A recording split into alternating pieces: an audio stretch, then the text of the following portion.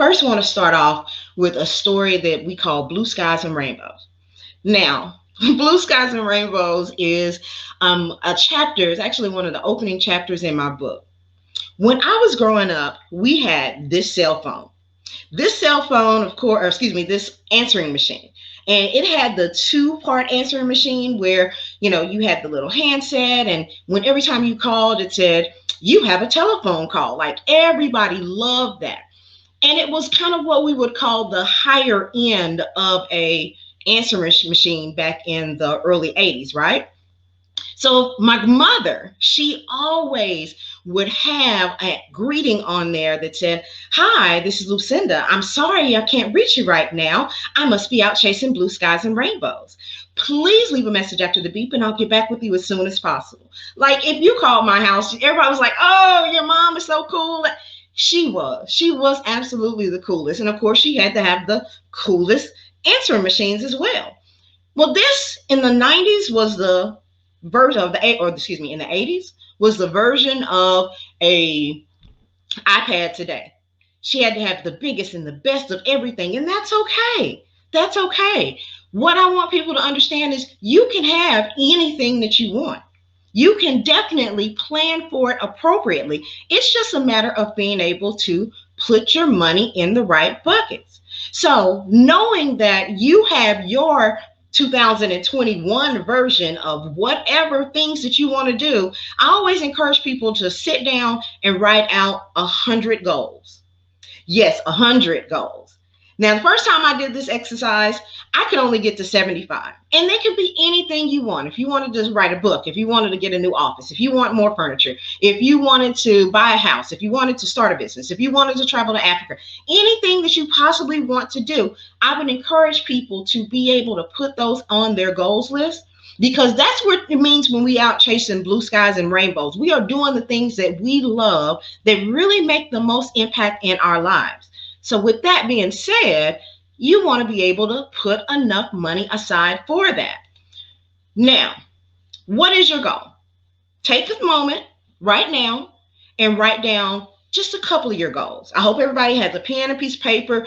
I am notorious for using the memo section of my phone. Start writing down, what are those goals? Is it a dream vacation? Is it a car? Is it retirement income? Starting a business, to be able to buy real estate, debt repayment, college savings, generational wealth? All of these different goals that you have, they have what we call a time horizon and a specific dollar amount that you need to achieve those goals. Once you're able to go in and figure out what your goals are, then you can put money into the proper buckets. Every investment is not the same. And we're going to talk about which investments you would want to use for the different time horizons. Okay? Now, the one other thing that people really don't take into consideration is their money personalities. Do you know what your money personality is?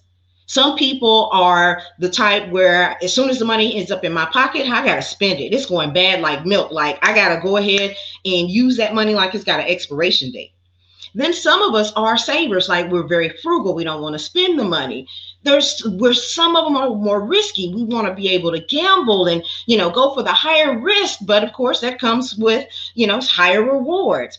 There are different money personalities. So we're going to jump in those today. If you've ever heard this or said the same, a penny saved is a penny earned. Those are your savers. Those are the people who are taking money and they are putting it into a bucket. You know your personality. You know how you use money. And if you're a saver and you can put that money aside, then that's good. Know your personality, because that is going to determine what type of investments you should go into. The next one is, of course, the use it or lose it. Those are your spenders. Like as soon as the money comes in, I got to spend it. Tomorrow's not promised. The risk takers, nothing ventured, nothing gained. The security seekers, better safe than sorry. You might think of those people as they keep their money at the bank or they are really risk averse. And the flyers, they just kind of keep it simple. They do the things that they want to do, but for the most part, they stay focused on the ideas of what they have in their goals list.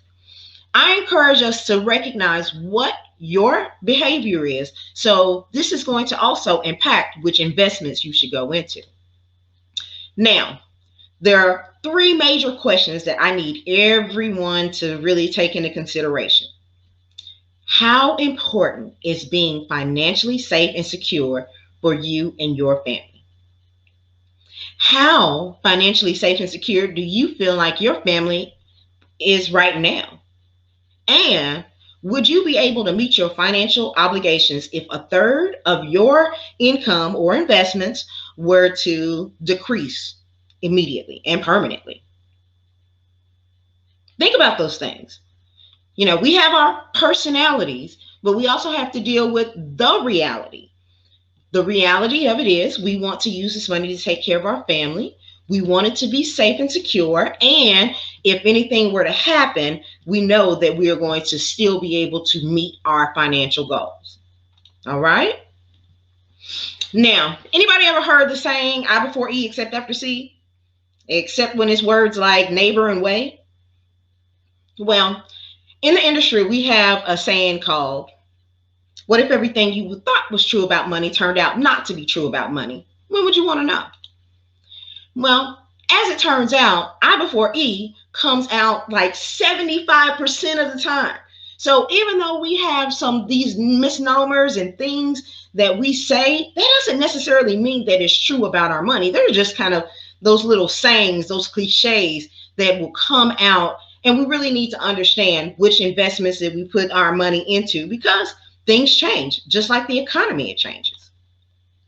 So there's three types of investments that I want us to take into consideration today. So one, we have our bank investments. Those are your CDs, your bonds, your savings accounts. Those are what we would typically consider our safe investments. Let me cut that so I get out that way. We also have the retirement investments that people talk about a lot of times. Those are your 401ks, your Roth IRAs, your annuities or pension plans. And then we have the wealth building assets. That's your stocks, your real estate property. And of course, another investment that I like to call the Vision Vault. Okay. Now with these different investments, most of us are familiar with them and most of us have them. But we got to figure out which ones are we supposed to use for those specific goals, because every investment does not work for every goal. So let's talk about the bank investments. Those have no risk, little reward. So, saying a 2% average is being a really generous, but you think about it. Your checking account, that's the money that you're supposed to use for your daily living expenses. Your savings account, those are monies that you would use in a 12-month period. Your CDs, those are monies that usually come with a time frame. So some CDs are 6 months, 9 months, some are a year, some are 10 years.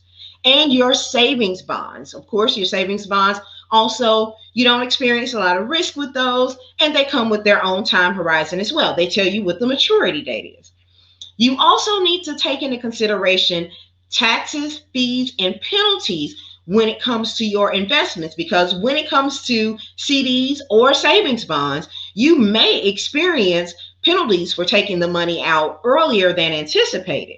Also, when it comes down to a lot of times CDs, non-qualified CDs, you wouldn't get a 1099 form on those, so you'd have to pay taxes on the money that you earn.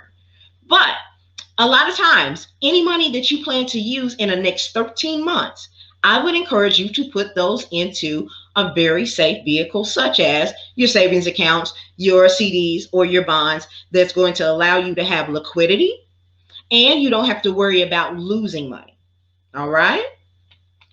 Now, what are those type of things that you would consider 13 months? Of course, medical emergencies, if you were to lose your job, if you needed car repairs, home repairs, just having a peace of mind bucket.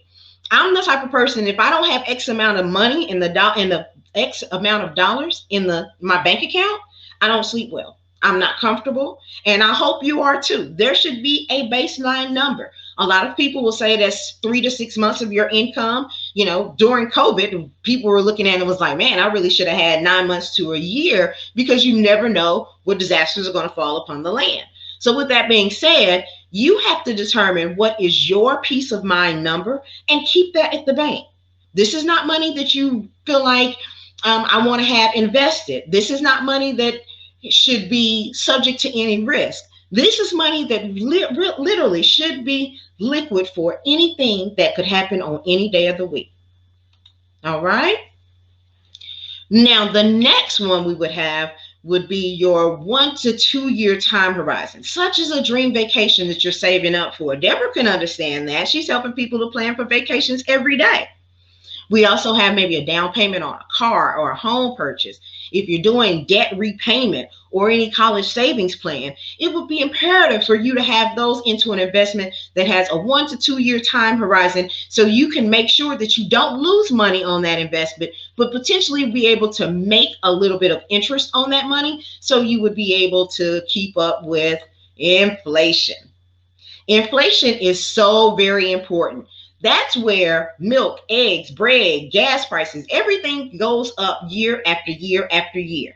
So you want to be able to have enough money in those buckets that says I can make enough to keep up with inflation, but it's not going to be the best investment vehicles that are going to make you rich. They are not your get rich quick overnight scheme. No, these are the ones that you are actually going to put into a bucket and know that it's going to make a little money so that when the time comes for you to be able to use it, your money still has the same purchasing power. All right. Now, looking forward to retirement, these are your 401ks, your 403bs, your 457 plans, your thrift savings plans, your IRAs, your Roth IRAs, your defined benefit plans with your pensions, your annuities, and your HSAs. These are what we call qualified funds. Qualified funds means they are set up for a specific date or a specific circumstance for you to be able to use those monies. Typically, with your retirement accounts, the ones that you have through your job, you have to wait until you actually retire or after you terminate employment. Then you can take those funds. But even for people who have 401ks, after you've left your employer, well, they'll tell you that you're still subject to taxes and penalties if you try and cash out the accounts sooner than age 59 and a half. So for most retirement accounts, 59 and a half is the age that you can freely take the money without those penalties. Traditional IRAs and Roth IRAs, they're very much the same way, meaning that you should not touch these monies until age 59 and a half. However, they do have certain reasons that you can use the monies prior to 59 and a half. First-time home buying, college education, disability are just a couple. So it allows you to be able to put money towards a bucket. Now, one of the reasons or one of the posts that ended up going viral about 4 or 5 years ago was where I was setting up Roth IRAs for my 16-year-old daughter with the understanding that the money she was saving in a 5-year time horizon, she would be able to go back and use that money for a down payment on her home. So a lot of people weren't aware that there are certain reasons or rules that you can use the money. And that's where it comes down to sitting down with an advisor and kind of talking about what your goals are so we can make sure that you're in the right investment.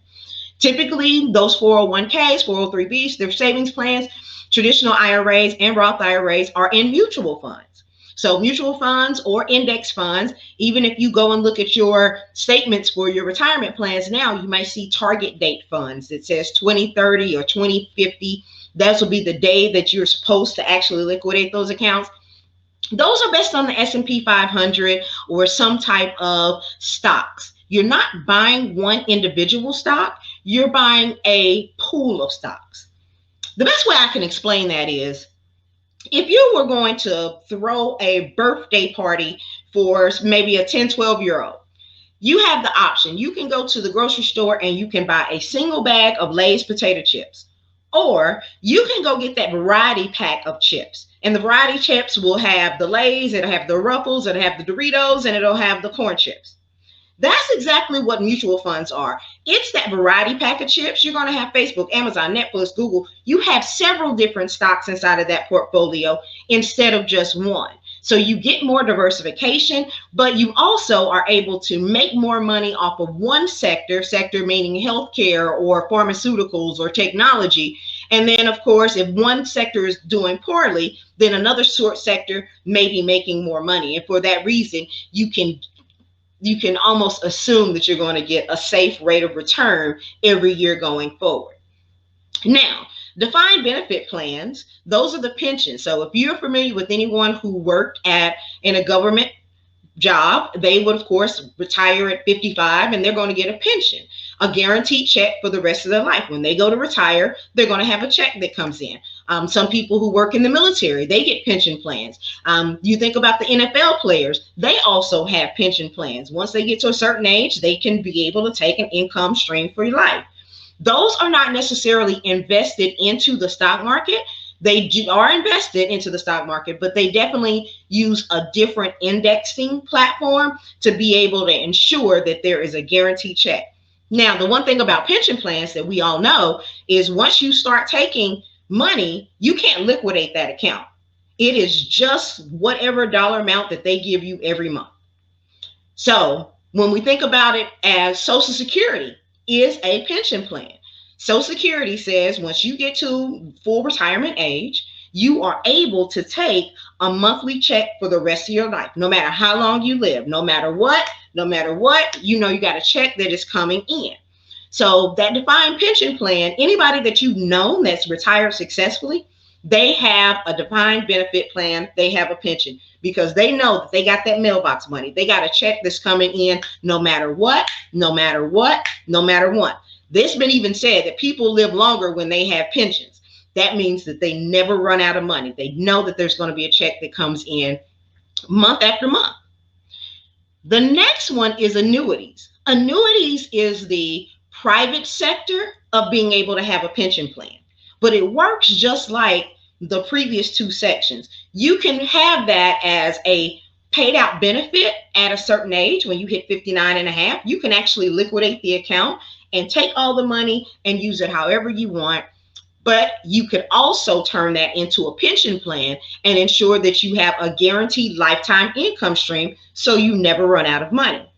So this is where a lot of people who maybe have 401ks, I give the example all the time. If you have a 401k and you have $100,000 in your 401k, if you take out $10,000 per year from your 401k over a 10-year period, then you're broke. You ran out of money. However, the annuity would allow you to take that same $100,000 from your 401k and put it into a bucket and says, well, we're going to give you a check for $7,000 or $8,000 every year. But at your year 10, you're still going to get that $8,000 check. At year 11, you're still going to get that check. Year 15, you're still going to get that check. Year 25, you're still going to get that check. Even though your money is gone, you still have a bucket of money that is going to pay you out for the rest of your life. And if there's money that's still available in the account and you decide to cash it out, you have the ability to do that. So it allows you to kind of have the best of both worlds. The other investment that I absolutely adore is a health savings account. So it's attached to your healthcare through whether you're still in your job or if you have a individual healthcare plan. It allows you to save for retirement and use the money in retirement and be able to take the money out tax-free, which is one of my favorite things to do. I do not want us to have all of our money in a 401k or a traditional IRA where all of that is subject to taxes. Even your Social Security could be subject to taxes if you have a 403b or 401k or any of the pension plans. So having your HSA says when you need to use that money for Medicare supplements, when you need to use it for long-term care, you need to use it for any health-related expenses in retirement, you don't have to pay taxes on that. Now, these investments typically have a little more risk, but they also give you more rewards than those bank products we talked about. And we're talking about maybe a 5 to 7% average. So with that being the case, you can ensure that your money is going to do better than keep up with inflation. As we talked about before, inflation, that's the cost of milk, eggs, bread going up. And on average, inflation is usually about 2 to 3%. So being able to say, I'm making about a 7 to 8% average on these investment accounts, then that's going to ensure that you're not only keeping up with inflation, but you're making a pretty nice, healthy rate of return on your investments that will stretch it out for a little bit longer. All right, let's move on. This is something that is so very critical that I need people to really take into consideration, especially business owners, because even as business owners, yes, we love what we do and we expect to make tons and tons of money forever and ever. But the reality of it is there's going to come a day where you are going to want to sit down. And by that, I mean, You're going to maybe not have to work as hard. You don't want to push the business. You want to have this money that's making money for you, and you need to know what that bucket of money is. So, a lot of times, what I'll tell people is you think about what your daily household living expenses are right now on an annual basis. So, you say if it's I need $3,000 a month to live off of, then that's $36,000 a year. I need you to multiply that by at least 20 or 25. And whatever that number is for you, that's going to be your ultimate retirement calculation. It's going to help you to understand what you need to be saving for. So, business owners, I need you to get to the point where you are paying yourself first, because you know that this day is going to come. Whether it's going to be voluntarily, where you decide that, okay, I've made enough money, I can go and sit down. Or it's going to be involuntary. If something were to happen where you got sick or hurt, and you, especially if you are a solopreneur, where you know that your business runs specifically off of your ability to get up and go to work every day, I need you to pay yourselves first now, so you can ensure that if anything were to happen, that you could be able to start taking money from that bucket, especially with disability. And that's a huge thing that I love to, remind our business owners about. You want to make sure that there is something that if you couldn't go to work for 6 to 9 months, would there be an income stream that's going to allow you to still maintain your business, to allow you to recover and get healthy, so you can ensure that once you've taken time after a heart attack or cancer or stroke, you were able to do all these things and get back right. We think about Dr. Dre just had the aneurysm. Well, he's back in the studio already. It was only a couple of weeks ago that he was in ICU. I'm not saying that Dr. Dre is just, he has no choice but to go back to work. Like Ice-T said, his happiest place is in the studio.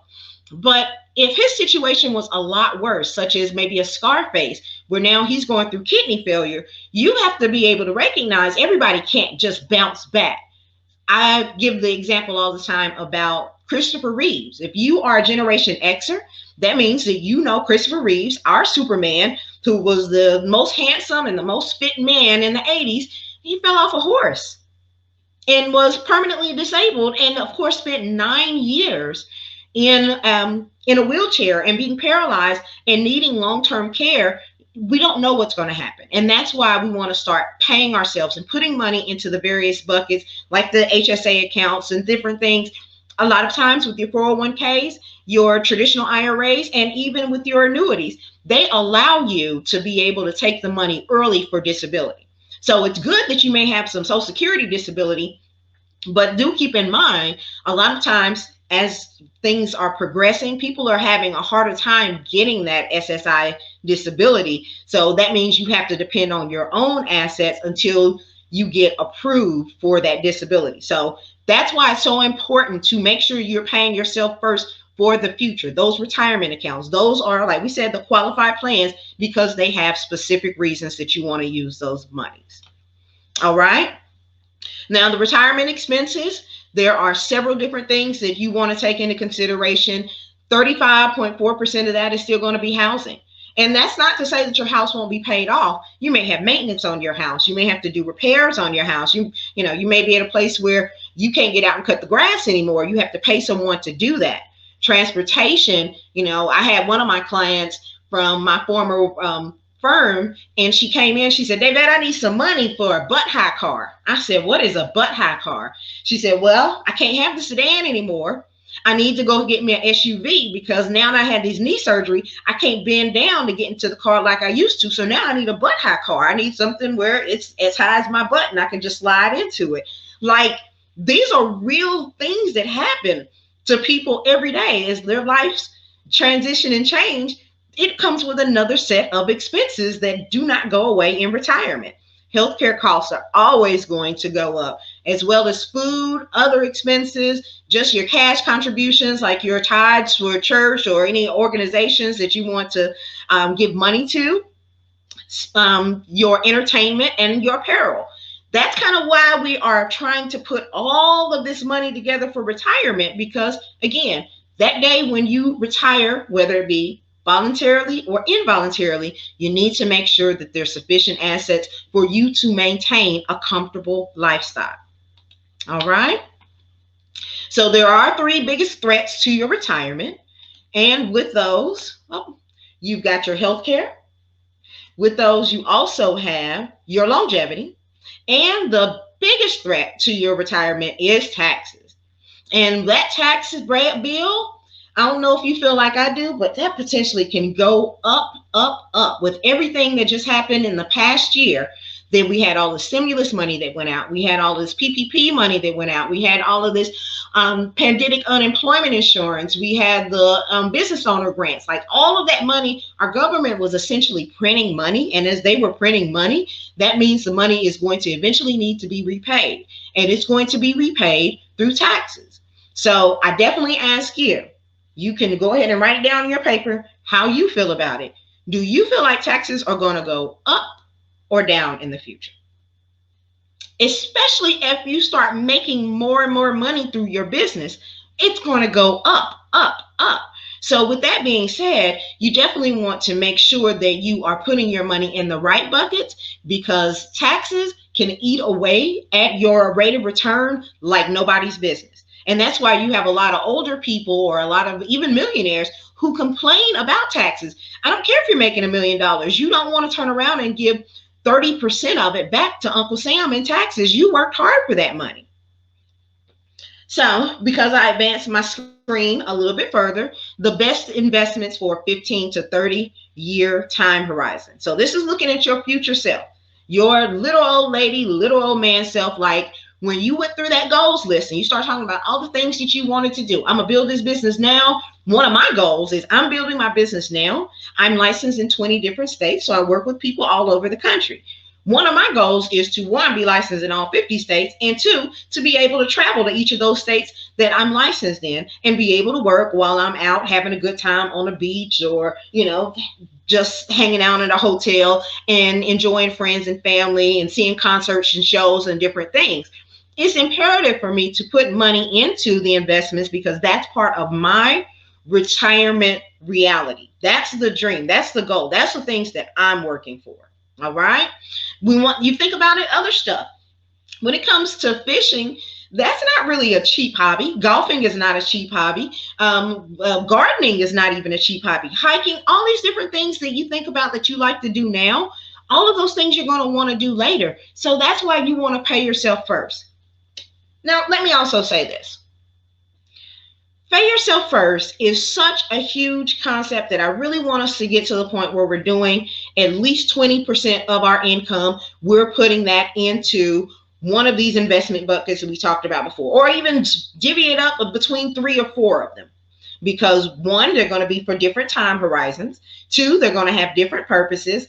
And 3, we know that there is going to always be a situation where we're going to need money. There is never a day in our lives where we just don't need money, whether it's today, tomorrow, or whenever. So with that taken into consideration, when you pay yourself first, you are making sure that there's money for the future. Now, why I say pay yourself first and I don't talk about budgeting a whole lot. One, I don't like the budget. I know you don't. You're not going to do it. If you have a budget now, then kudos. I'm super proud of you. But what we know to be true is the reason why most people have money in a 401k or any type of retirement plan set up through their employer is because they take the money out of the account before you get it. They take the money out of your paycheck before you get it. So with that being said, that pay yourself first is the true way to ensure that you can put money aside for your future and you can spend everything else. So you can break it down into 10% in one investment, 5% in another investment, another 5% in a different one. But I want you to get into the habit of literally taking 20% of every paycheck, every salary that you get, every commission that you get. Anytime you make a profit, I don't care if you made $100 from the sale of any of the Harper skincare line. If you make $100 sale, take 5 of it and put it into one of those investment buckets, because you know that money is going to grow and compound and be there for your future. Make it a habit. Pay yourself first, pay yourself often, and pay yourself well. You deserve it. The money is for you. It's not for me. It's literally for you. So I really want us to understand how important it is to not say, oh, well, If I'm making $60,000 a year, all I need to save is $50 a month. No. If you're making $60,000 a year, you need to be putting 12,000. That's 1,000 a month towards your financial future, because that money is coming back to you no matter what, no matter what, no matter what. Sit down and talk with a financial advisor. Go through your financial plan. Look at what your assets and your investments are and start putting them in the appropriate buckets based on what you feel like is going to make the most sense for you. So, when we start talking about your wealth building assets, we talk about land, real estate, we talk about stocks in the Vision Vault.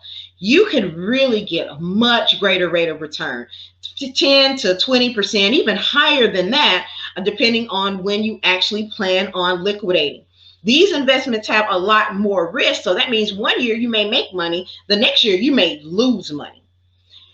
These are the investments that you keep over time. They are not a 2 to 5 year window. They're not a 15-year window. These are the ones that you are expecting to be long-term investments. Like, you shouldn't be banking on your stock accounts and saying that I'm going to double my money in the stock market and use it to pay my car note next month. Do not do that, because they're way too risky and they have no guarantees. They have no promise. So with that being said, I'd love for you to really go back to that goals list and figure out how much money should you be putting in these different buckets, because it's based on your goals. You can't say I'm going to put money into the stock market and then, of course, all your money's lost in the stock market. That's what a lot of people did when we talk about the 08 crisis and the Bernie Madoff. Like, they were giving him his whole life savings. And of course, everything blew up. The gentleman was telling me the other day about WorldCom. When WorldCom blew up, I lost everything. You shouldn't have had everything in stock.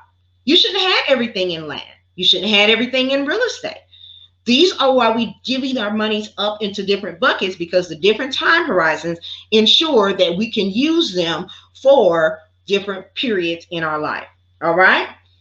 Now, it is not how much money you make. Everybody is all big on rate of returns. I made 10% this year. I made 20% this year. That's absolutely great.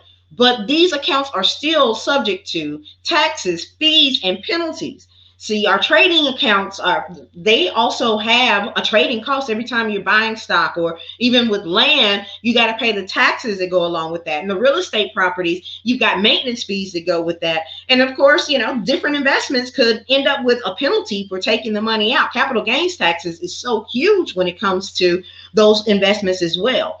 So it's imperative to you to be able to understand that you want to hold on to those for a lot longer, so you can mitigate some of those taxes, fees, and penalties with your proceeds, with the profits that you make off of them, so the investment makes sense over time.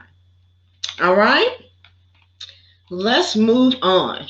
So, I call this your stress-free retirement system. Now, one of my favorite investments is called the Vision Vault. And mind you, it was on the screen before. The Vision Vault is no risk, all reward. Now, what do I mean by that? You can put the money into your account and you can know that it is going to safely grow in the stock market and you will never lose money on it again. You don't have fees or penalties that essentially are associated with it. You have access to that money for opportunities and emergencies throughout your lifetime. So whether you're talking about it in a 3-year window, a 5-year window, a 20-year window, a 30-year window, this is going to allow you to have money that you can use over a period of time. And as you use that money and you pay yourself back, then that money continues to grow and compound, a lot of times as though the money never left the account. So you think about it, if you take your money out of what was it, maybe a week or two ago, everybody was like, Bitcoin, Bitcoin, Bitcoin. And I said, oh my goodness, if y'all talking about Bitcoin, Bitcoin about to blow again. So, and below, the bubble was about to burst again. So I said, all right, let me go to my cryptocurrency account and let me take my money off the table. The money that I originally invested, because it had really done well. It had more than doubled. So let me take my money off the table and I put that back into a liquid bucket. And I left the house money, all the money that I had made in cryptocurrency, I left that in the account. Then I turned around 3-5 days later and the account stopped dropping. So now my cryptocurrency account has less money than the money that I actually originally put into it. But that's okay, because that's all investment money that's grown. I can let that money be subject to risk. But can you? Are you taking money out of these accounts? And once you take the money out of account and you lose it, then all of your profits are gone. Or when it goes up and down, that volatility in the market, you got to wait another, what was it, 3 years before the Bitcoin came back again in order for you to be able to get back to the place where you were. See, if your time horizon says, I want to be able to use that money in a 3-year window, and you can't guarantee that Bitcoin is going to come back in 3 years, then it's probably more imperative for you to put that into a more safer investment where you don't have as much risk. Now, let's play a game called Red Light, Green Light. All right? It's one of my, you remember when we were kids and we played this game? And the thing about the red light, green light is you go forward and then somebody turns around and you have to stop. And if they see you moving, then you go back, right? Y'all know how that works. Let's play it with the stock market. So let's say that you have your money into an investment account and you made 12% for the first year. And your Vision Vault only made 6 years. So that's great. You made 12%. You got one account that's up. But now you got hit with those fees and trading costs and management fees that go along with that brokerage account. So now your account has to lose 1%. You're at 11%, but that's okay. You're good.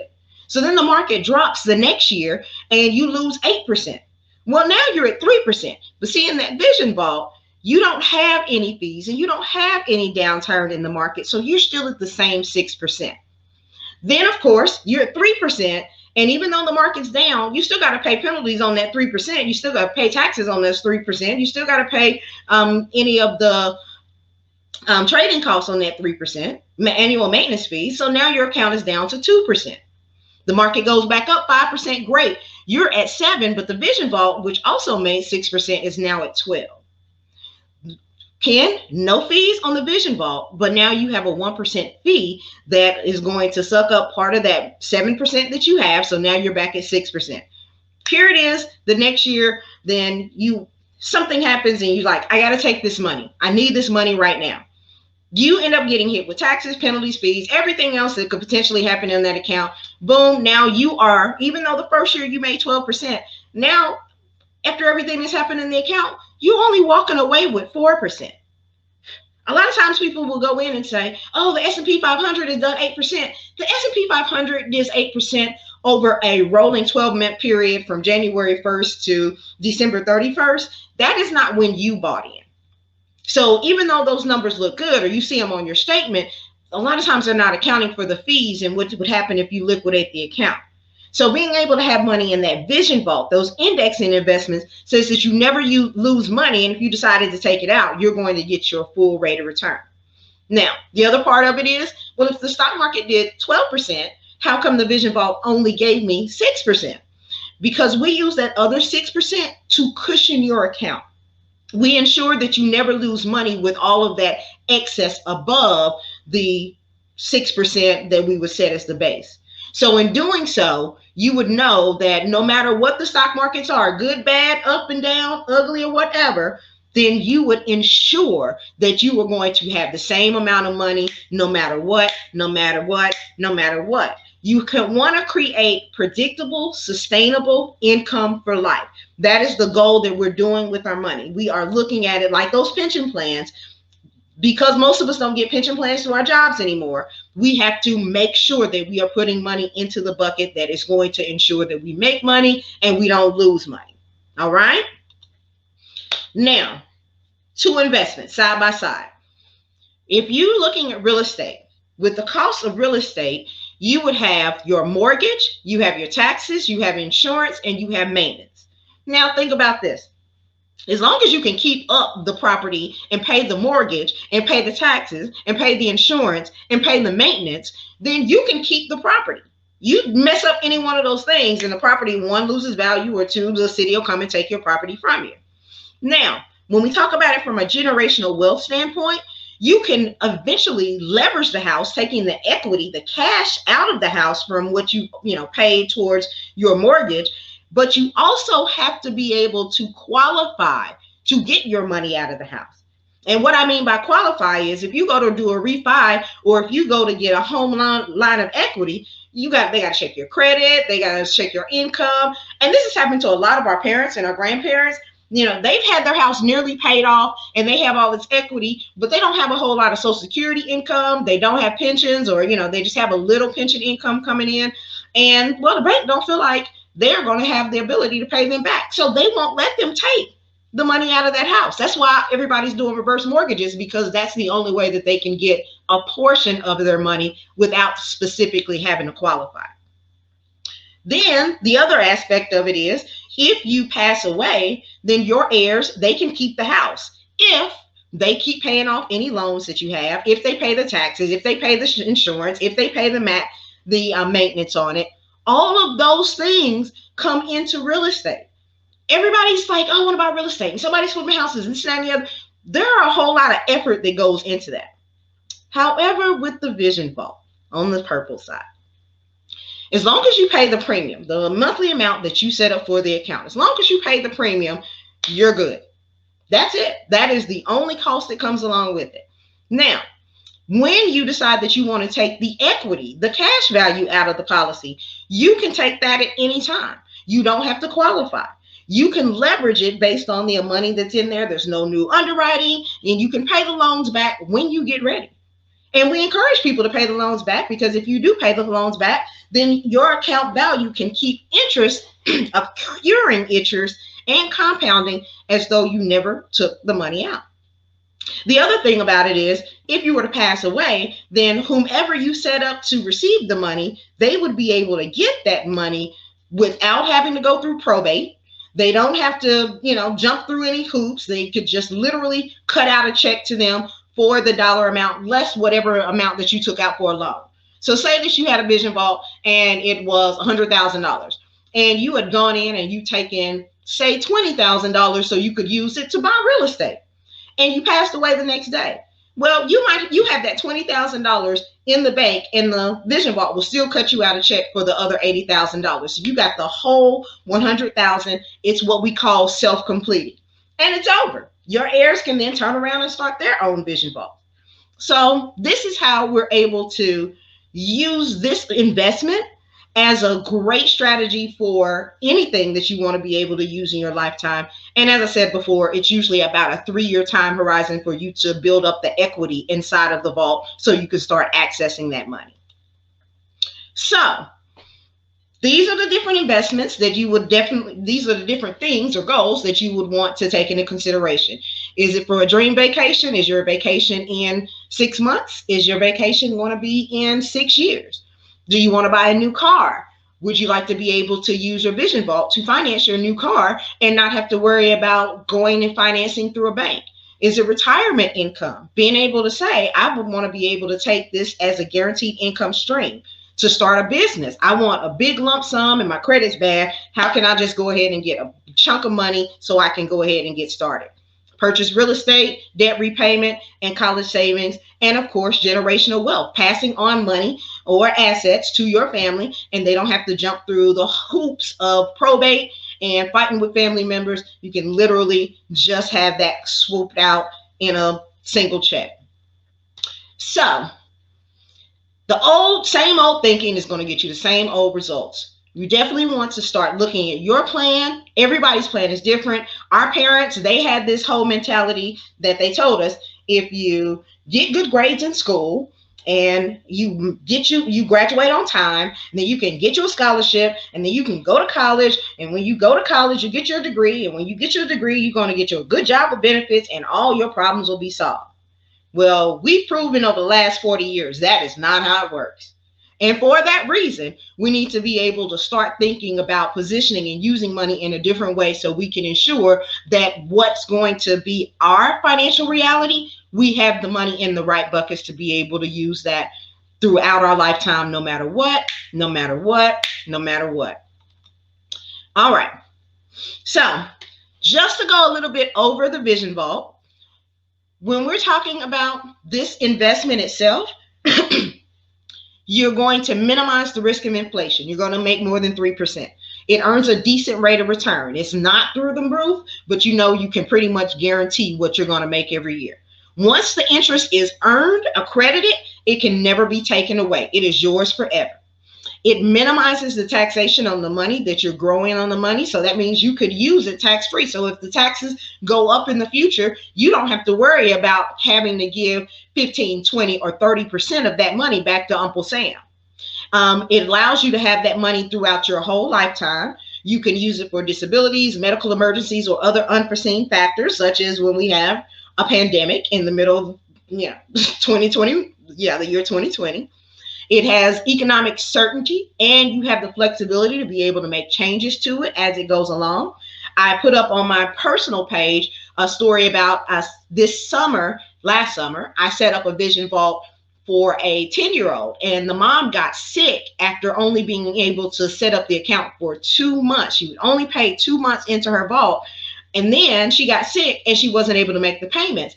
But she came to me 6 months later talking about, I want to get started again. And I looked over and she was like, I think it's probably cashed out or lapsed, or I can't, I have to start over again.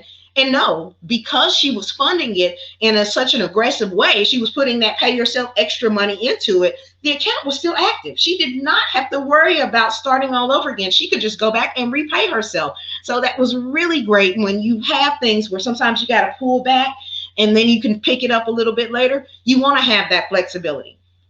And also being able to access that money with minimal paperwork and have it outside of the reach of the government, have it outside of the reach of creditors, that is so important in this day and age, knowing that you have money that is going to amass and grow, and it's all your money. Nobody can take it from you. It is all for you.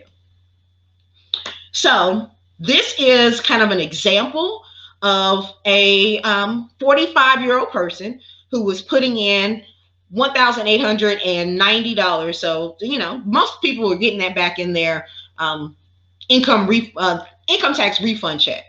Being able to say, what is that? $150, a little more than $150 a month, and being able to invest that money into the Vision Vault. In 5 years, there would be about $8,000 that you could use to just go and buy a car cash. Why would you finance it? In 10 years, maybe you want to use that $20,000 to pay for your kids' college education.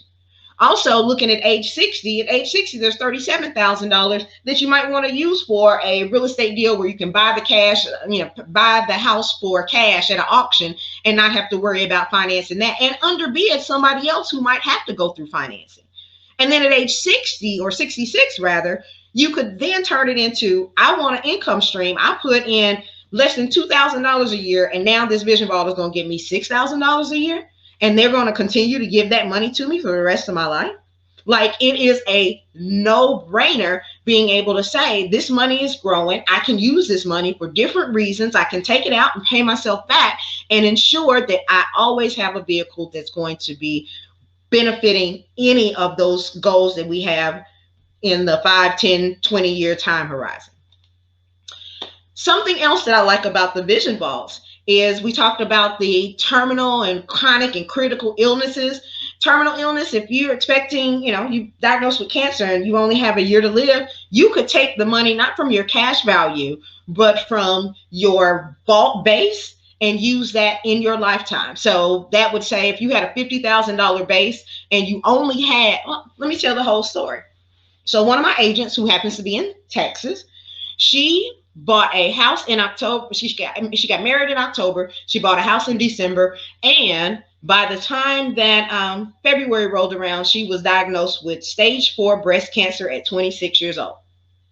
And of her $100,000 policy, they gave her 2 options. They said, you can either go in right now and you can take $45,000 and use that so you can go get a mastectomy. You can use that for your medications. You can use that for your ultrasounds and all the stuff that's not covered by your health insurance. And if you want, we can give you $85,000. And then of that, we can just cancel out your vault. So it allowed her to be able to use that money in her lifetime, even though she had only had the account for about 18 months. When I go back to Superman, he fell off a horse. He was paralyzed. The chronic illnesses, when we talk about our parents and our grandparents who are in a nursing home or need nursing home care or need a nurse to come to their home and take care of them for stuff like, being able to help them eat, bathe by themselves, toileting, transferring, things that is a little bit more challenging, the family tends to have to come in and figure out how to pay for those things. What if your vision vault could allow it to be one of the benefits of your saving money, but now you're paying for a way to mitigate that risk, whether it be current or in your future. You never know what disasters will fall upon the land. It's one of my favorite scriptures, Ecclesiastes 11:2. It says you want to invest in 7, no 8 different investments, because you do not know what disasters will fall upon the land. So with that being said, this is where we're putting those money into the different buckets. Now, we talked about Dr. Dre, critical illness, have an aneurysm. You see it here on the screen. With this aneurysm, he would have been able to pull out a cool $12,500 just because he was diagnosed with an aneurysm. He's alive. It's not going to kill his vault. He can put money back into it. He can continue to keep growing it, but he can use that for those extra ICU bills and any other type of care that he would need. All right.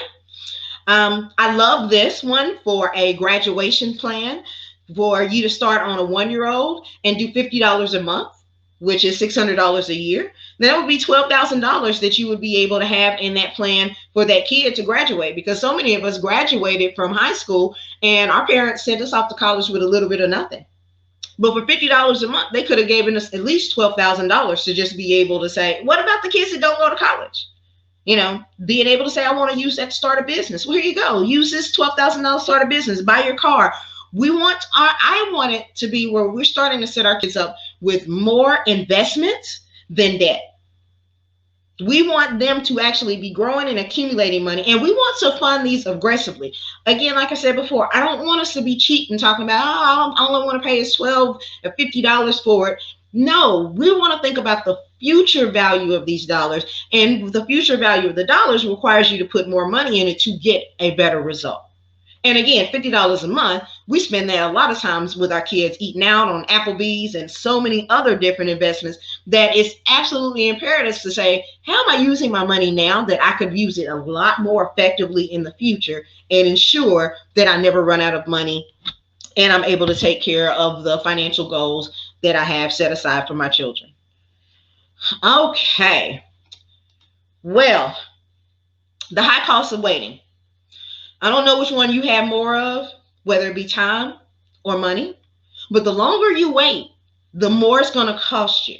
So I would absolutely encourage you to start looking, planning your budget now and start putting money aside into it. If you can only do $100 a month right now, that's fine. Next year, do $200. Next year, the year after that, or when you get a big bonus from one of your business sales, then you could put that extra money into the investment. But you want to start putting money into it now. And the biggest thing about that is Albert Einstein said that compound interest was the 8th wonder of the world. Putting money into it, letting that money compound and grow over time is going to be the best thing that you can possibly do. So a lot of us, we got more time than we have money. So it would be absolutely imperative to start putting money aside right now. Whatever dollar amount, sit down with your financial advisors, go through your plan, make sure that you're mitigating risk, make sure that you go in with your goals list. That is all a financial plan is your goals list. And your goals list says, I want to do this, I want to do that, I want to do this. Let's put a number of, put the money into these buckets so we can make sure that I get to do what I want to do. All right. Well, I think that is about it. I appreciate all of you guys hanging in here and being able to muddle through my presentation. I hope you found value in it and definitely can take away some things that you can incorporate into your own family plan. So